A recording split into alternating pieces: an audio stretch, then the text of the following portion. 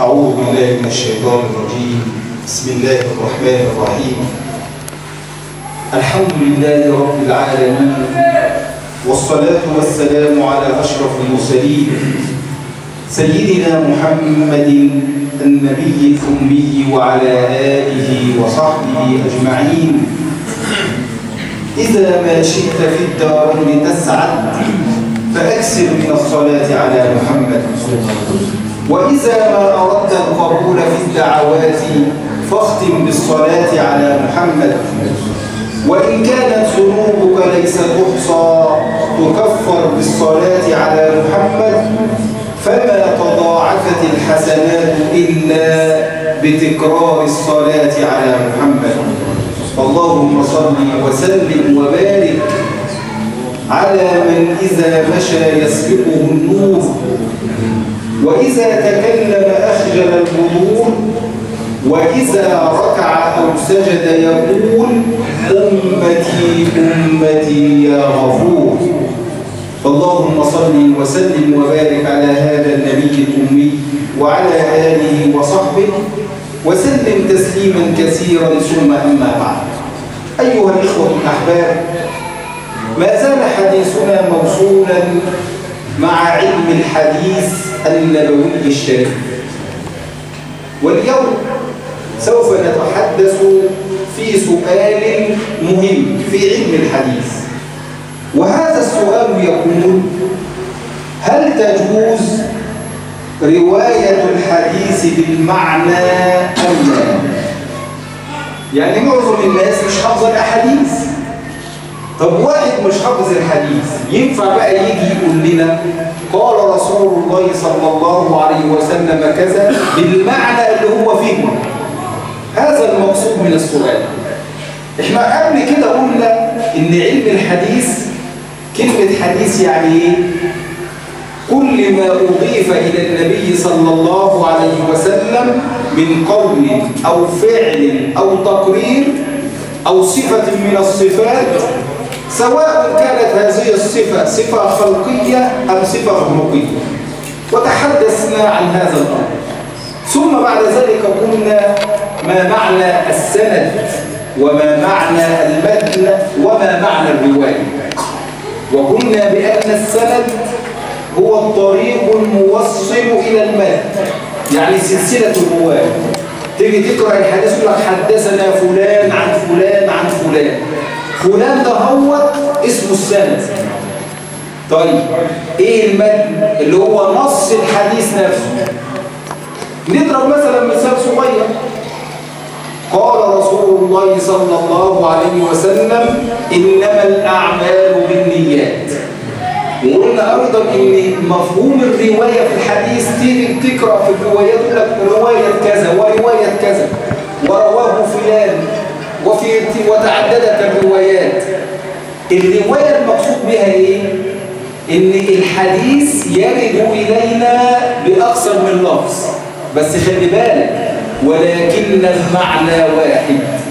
زي حديث قبل كده قلنا إنما الأعمال بالنيات، يقول لك في رواية إنما العمل بالنية، في رواية أخرى العمل بالنية، في رواية ثالثة ورابعة العمل بالنيات. فبص الكلام اللفظ اختلف بس المعنى واحد. طب النهارده بقى عايزين نعرف هل تجوز رواية الحديث بالمعنى أم لا؟ لأن زي ما أنا قلت كلنا مش حافظين الأحاديث، وقلنا إن عدد الأحاديث التي رويت عن النبي صلى الله عليه وسلم حوالي 1,000,000 حديث. طب الأحاديث الصحيحة قد إيه؟ 60,000 حديث. طيب شوف بقى 60,000 حديث، مش كلنا طبعا حافظينه. مش انت الإمام البخاري ولا الإمام مسلم. الإمام البخاري كان يحفظ 100,000 حديث. تخيل يحفظ الحديث بإيه؟ بالسند بتاعه.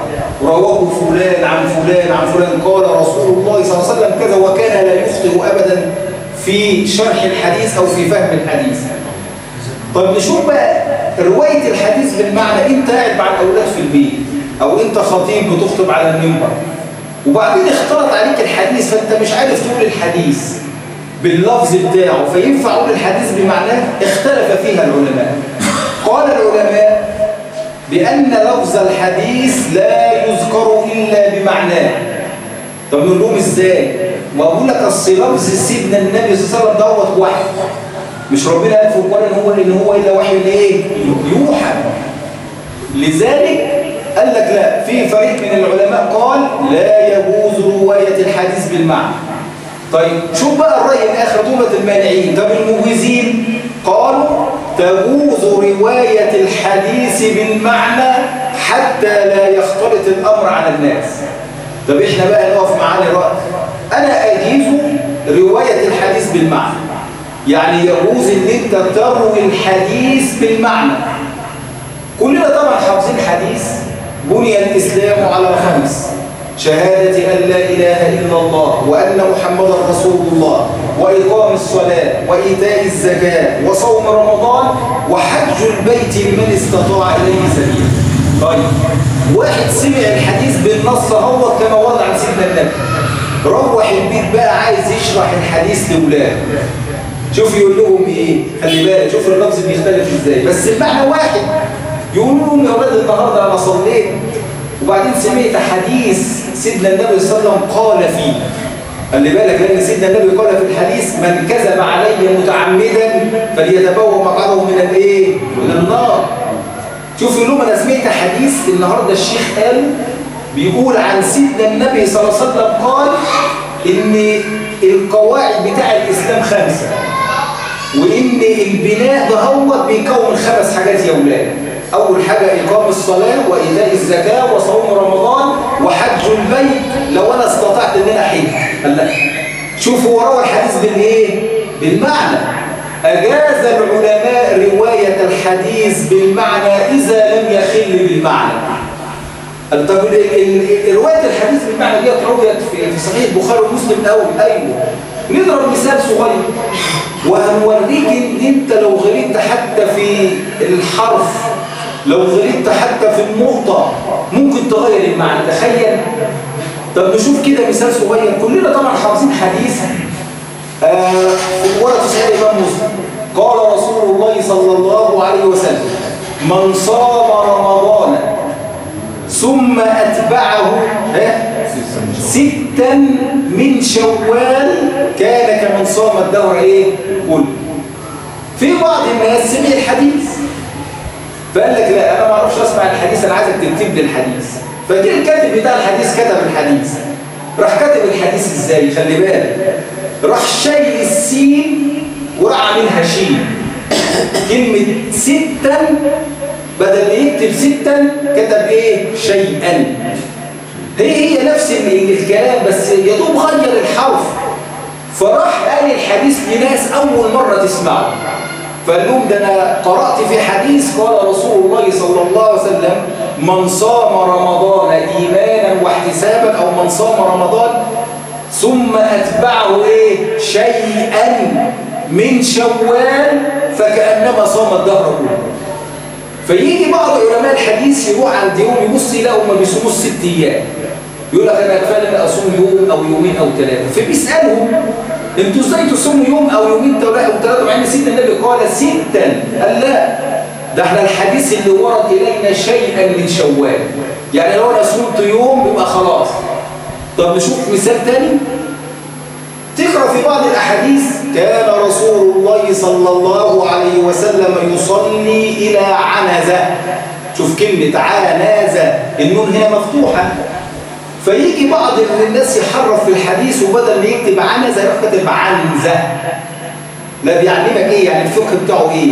يقول لك انت مثلا لما تيجي تصلي لازم يبقى في حائل، انسان هيمر تحط كتاب تحط اي حاجة. فيجي بعض الناس يصلي في اصل سيدنا النبي راح عامل ازاي؟ راح جايب شاة وحطها امامه. قال له يا عم انت بتحط الشاة ليه؟ قال له ما سيدنا النبي قال في الحديث كان يصلي الى عنزة. لا، طب شوف بقى الحديث العلماء يصححوه ازاي؟ قال لك لا، كان يصلي الى عنزة.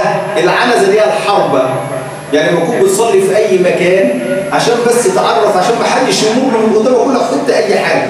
فسيدنا النبي كان يحط الحربه اللي كان حاجه زي السلاح كده كان بيحارب بيها. شوف الروايه بتبقى. طب شوف الاخطر من ذلك، تخيل ان نقطه ممكن تغير المعنى. في عصر عبد الملك ابن مروان كثر ما يسمى بالمخنثين. المخنثين اللي هو ايه؟ اللي هو الرجل الذي لا تعرف انه ذكر ام انثى. فالعلماء اختلفوا فيهم. قال لك لو إن إنسان عنده ولد مخنث هيرث ولا مش هيرث؟ ففي بعض الفقهاء أشار على عبد الملك بن مروان إن هو يخصي، يعني يطاهر كل المخنثين. شوف بقى، يروح صاد الفرمان يعمل ايه لك في الفرمان؟ فيرسل الى عامله الوزير ان احصي، شوف ان احصي يعني عدد المخنثين عندك، ان احصي عدد المخنثين. فالراجل هو بيكتب غلط، فبدل ما يكتب احصي حلها خط، فكتب ايه بقى؟ من عبد الملك إلى ابن مروان إلى عامله على المدينة أن أخصي من قبلك من المخنثين. فراح ماسك جميع المخنثين وقعد يخصي فيهم، يعني يطهرهم. يعني شوف كلمة، يعني حرف واحد بس، نقطة غيرت المعنى وخلت الناس تفهم الحديث غلط. قال لا، طب ما نشوف بقى كده، نختم بقى بمثال عشان ما نطولش عليكم ويبقى المجلس بتاع سيدنا النبي كده صلى الله عليه وسلم كويس. في حديثين ورد النص يعني المعنى واحد خلاص، بس النص مختلف، اللفظ مختلف. زي ايه؟ لا عشان يقول لك يجوز الوقت الحديث بالمعنى.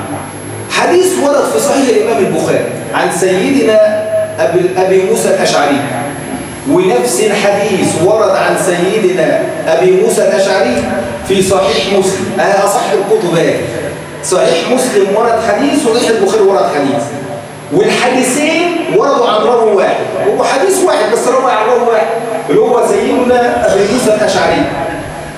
شوف الحديث بتاع صحيح البخاري يقول ايه؟ عن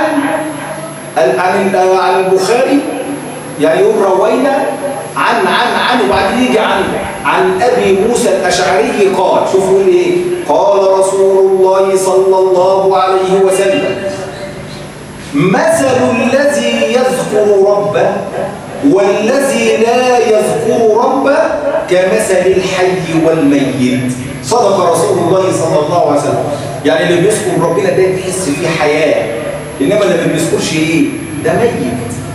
طب شوف بقى نفس الحديث الإمام مسلم روى الإمام مسلم في صحيح عن تفضل تسمع الأعلام عن أبي موسى الأشعري، هو برضه أبو موسى قال رسول الله صلى الله عليه وسلم قال إيه؟ شوف بقى الحديث عامل إزاي، هو نفس الحديث بس هو روى الحديث بالمعنى. شوف يقول إيه؟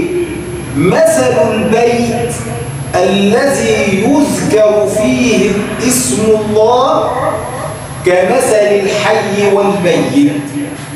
مثل البيت الذي يذكر فيه الله والبيت الذي لا يذكر فيه الله كمثل الحي والميت. قال لا، طب في الحديث الأولاني المثل الذي يذكر ربه، وفي الحديث الثاني المثل البيت الذي يذكر فيه الله سبحانه وتعالى. ولذلك أو الحديث روي المعنى واحد بس اللفظ مختلف، بس فهمنا ان المعنى ايه؟ ان اللي بيذكر ربنا سبحانه وتعالى دوت عامل زي الحي، واللي ما بيذكرش عامل زي الميت. كذلك البيوت التي يذكر فيها اسم الله الناس اللي فيها احياء. طب والبيوت اللي ما فيهاش ذكر ربنا الناس اللي فيها ايه؟ اموات. ولذلك لما نشوف بعض الصالحين يقول لك ايه؟ سكن الدنيا يحتاج إلى فكر بينما سكن الآخرة يحتاج إلى ذكر، ونحن قدمنا الفكر على الذكر. تخيل كده انت عايز تبني بيت، تقدر تشوف القواعد بتاعته وتشوف السمنات والدور الأول والدور الثاني والثالث إلى ما شاء الله. كلنا بنفكر ازاي تبني البيت، إنما شوف بقى انت كده حاجي ليه؟ لأنك بتذكر ربنا سبحانه وتعالى. سكن الدنيا يحتاج إلى فكر بينما سكن الآخرة يحتاج إلى ذكر، ونحن قد قدمنا الفكر على الذكر. يبقى إذا نقول في نهاية الحديث أنه تجوز رواية الحديث بالمعنى، بس بشرط إيه؟ ألا يخل بالمعنى.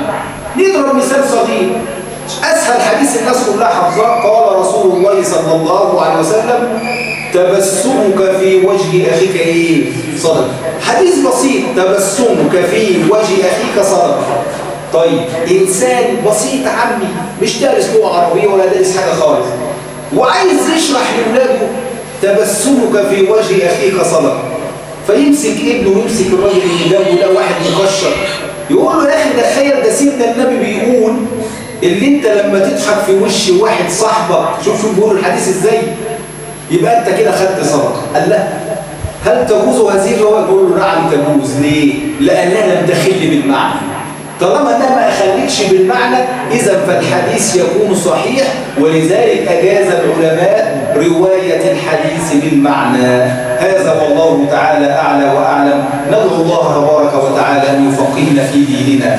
اللهم فقهنا في ديننا يا رب. لا تدع لنا في تلك الساعه ذنبا الا غفرته، ولا هما الا فرجته، ولا دينا الا قضيته، ولا ميتا الا رحمته، ولا مريضا الا شفيته، ولا مريضا الا شفيته.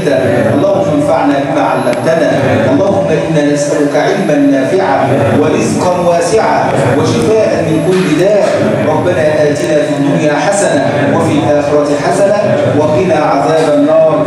وصل اللهم على سيدنا محمد معلم الناس الخير وعلى آله وصحبه وسلم. وشكرا لحسن استماعكم.